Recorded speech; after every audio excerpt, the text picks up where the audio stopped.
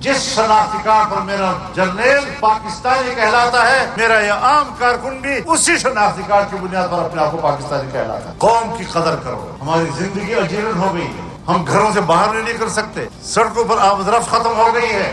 और ये हमारा जो मोटरवे है यारक के पास, ये मैं बिलावल नहीं कह रहा, ये मुशाहिदे देखे गए हैं। ये है हमारी दहशतगर्दी के खिलाफ जंग। और हमारा जो चौथा सतून है आइन का, वो हमारा पार्लिमानी तर्ज हुकूमत। 2 ऐवानी मुकन्नना अवाम के वोटों से मुंतखब इदारे हो। यहाँ लोग बक्से में डालते कुछ हैं तो बक्से से निकलता कुछ है। तो इस तरह के इलेक्शन फिर कबूल नहीं किए जा सकते। और याद रखो, हम वो लोग हैं अल्लाह के फजल करम से और उसकी नुसरत के साथ कि तुम्हारा जबर हमें तुम्हारे जबर पर आमादा भी नहीं कर सकता, न उसकी हिमायत करने पर मजबूर कर सकता। हमने पहले दिन कहा था कि ये इलेक्शन धांधली है, आज भी कहते हैं ये इलेक्शन धांधली, चाहे हमारे सूबे का हो चाहे बाहर के दूसरे सूबे का। फिर कैसे मुल्क चले? जो आवाम का नुमाइंदा ही नहीं, वो आवाम का इन मुश्किल में कैसे मुकाबला करेगा? जब शहर पर मुश्किल आती है तो हमारा मुंतखब नुमाइंदा इलाका छोड़ जाता है, भाग जाता है, कौम के सामने आने की जरूरत नहीं कर सकता, लोगों से बात करने की हिम्मत नहीं रखता। तो मेरे मोहतरम दोस्त, इसके साथ साथ हमने फिर भी इख्तिलाफात के हुदूद को समझा। शंघाई ताउन तंजीम का इजलास पाकिस्तान में हुआ, पाकिस्तान को मेजबानी का शरफ मिला। ये हमारे लिए एजाज है, कौम के लिए एजाज है। हमें इदराक है इस बात का कि हमारे मुल्क की मईशत कमजोर है।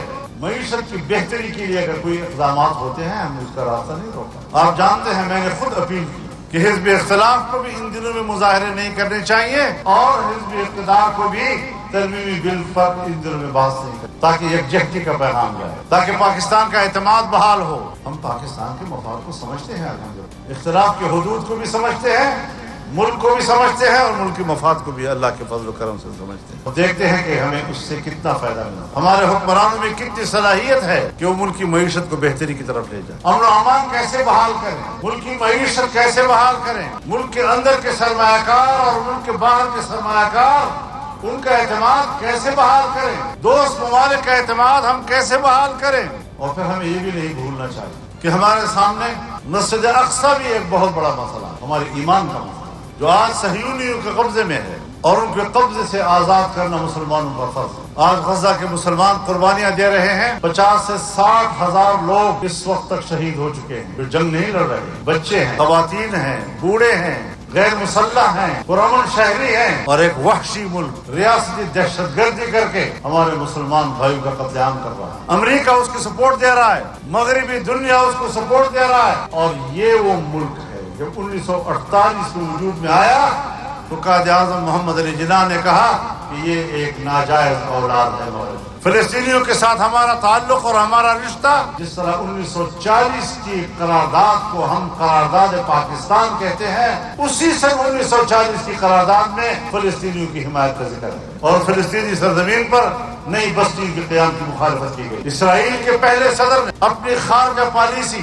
के बुनियादी उसूलों का ऐलान करते हुए कहा था कि इसराइल के बुनियादी खारजा पॉलिसी के उसूल में असासी उसूल ये है कि हम दुनिया के नक्शे पर उभरने वाले एक नवज़ायदा मुस्लिम रियासत का खात्मा करें। हमारी राय भी उनके बारे में मालूम और उनकी राय भी हमें मालूम। आतिश न्यूज पाकिस्तान के सबसे बड़े न्यूज नेटवर्क का हिस्सा बनने का सुनहरी मौका। मुल्क भर से दर्ज झेल आसामियों की जरूरत है। Bureau chief, deputy bureau chief, video editor, city reporter, tehsil reporter, district reporter, crime reporter, press reporter, नुमाइंदा, नामह नगार। Chief executive Syed Jamshed Bukhari. मजीद मालूमात के लिए इन नंबर्स पर राबिता करें।